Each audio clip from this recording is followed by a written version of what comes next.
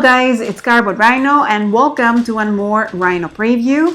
Today in this video we're gonna talk about a very thematic steampunk game that just launched on Kickstarter. It's City of the Great Machine. City of the Great Machine is a one versus many strategy game set in a grim universe of technocratic Victorian steampunk, and there's lots of resource management and hidden movement.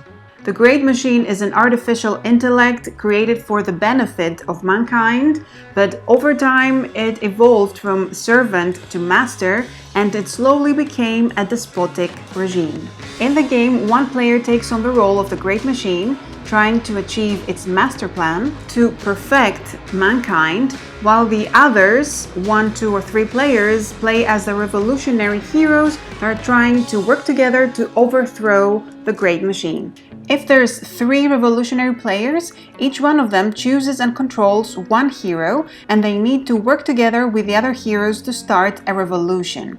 They need to do 3 successful riots in order to win the game. To do that, they encourage discontent in the city, and they enlist the support of famous citizens who play a very important part in the game. Moreover, they try to prevent the Great Machine from completing its master plan. On the other side, the player who takes on the role of the Great Machine has on their disposal a force of perfected servants and some mechanical guards in order to bring its master plan all the way to completion. This is tracked on a progress board, which also features the discontent track. Several actions in the game raise discontent in the city, and while it's rising, there's new types of famous citizens, starting with the artists and the scientists that are so fed up with the Great Machine that are ready to support a riot. So the more discontent rises, the more famous citizens join the side of the revolutionaries. If the marker ever reaches the end of the track, this itself counts as one successful riot.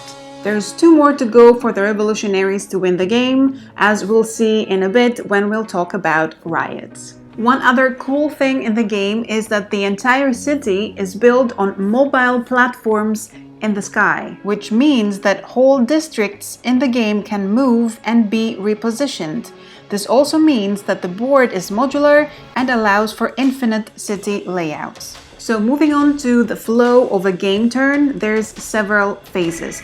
First, we have the opening phase. We reveal a new city event card, which sets a condition for the master plan to advance this round, and some extra incentives for certain actions.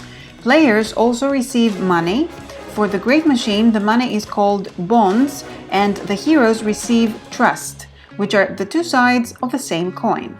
Then it's the action phase, in which basically heroes program their moves. Each hero chooses and plays face down an access card from their hand for a specific district in the city as their destination. The access cards are hidden from the Great Machine, while the revolutionaries can look at each other's chosen access cards at any time, and they will be resolved at a later stage. Now it's the turn for the Great Machine to play. It can only act through its servants and its guards, and the player who controls it pays for those in bonds. Guards can only perform movement, while servants can move, and then they may perform 1 action each. The servants mainly have their standard actions and their special actions. The special actions can only be taken in specific districts, and with those, the servants can draw and publish directives, which are powerful tools that make the revolutionaries' life harder. They may receive extra money and reposition a certain district.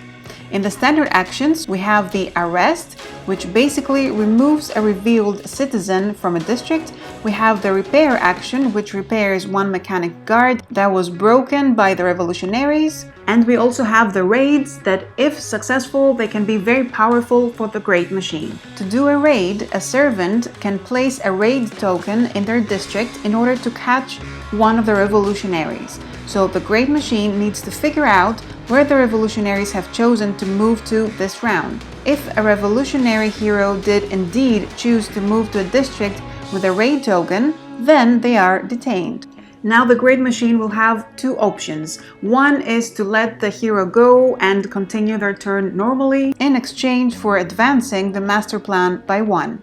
The other one is that the hero takes no action this turn and the Great Machine tells them either no trust or no access. In the no trust situation, the Great Machine collects all the money from that hero and receives them in bonds. The no access means that the revolutionary will be denied access to that district and their access card will be forfeited. So it really pays off for the Great Machine to do a successful raid. However, they always run the risk that no revolutionary chose to go to the district with the raid token that turn, which then means that the raid failed. The Great Machine has to advance the discontent track by 1 for every failed raid. And now it's the revolutionary's turn to play. Each hero has a special ability they can use in the game, and they play according to a set initiative order. The heroes can perform movement and then take one action. They can move through connected districts to reach their chosen destination, and they have to pay in trust for every guard there is in each district they exit. In case they run out of trust, they have to roll the escape die that might result in them sneaking in, but they also run the risk of getting caught. For their actions, heroes have the special actions that can be taken in specific major districts that allow them to raise the discontent track, reposition a district, get money, cancel or discard directive cards, or return arrested citizens on the board. They also have the incitement action, which can be taken only in minor districts, and it advances the discontent track by 1. Last, they have their standard actions. They can attack a guard, and they can also identify famous citizens on the board by looking at them and placing them like this. Famous citizens are all face down in the beginning of the game, and the revolutionaries need to see what type of citizen is there, so to see if it would be time for a riot. An identified citizen is still face down, but any revolutionary can look at it at any time. And last, we have the riot action. To start a riot, a hero must pay 1 trust for each unidentified citizen in the district. Then all citizen tokens in the district are revealed. We look at the progress board to see which ones of those famous citizens have joined the revolution. So for example here, the artists, scientists, and merchants have joined, so these 3 citizens, called active citizens, will count for the revolutionaries' side. Last, we compare the active citizens count to the guards plus the traders in the district. If the active citizens are more, then the riot was successful and there's 2 more to go to win the game.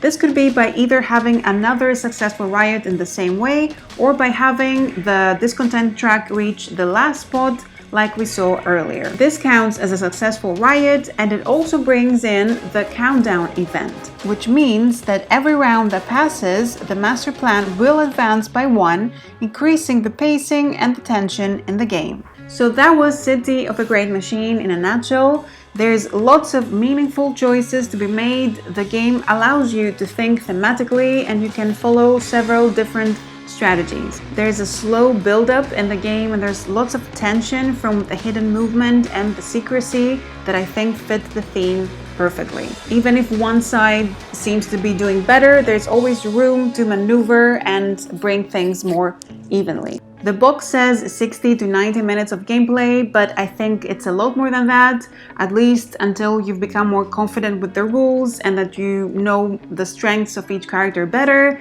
I think it's more of a meaty game with lots of depth.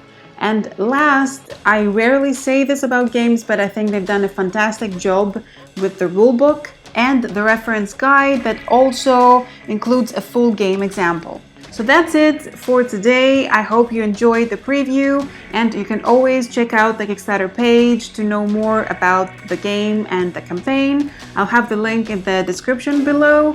Thank you so much for watching, guys, and I'll see you in the next video.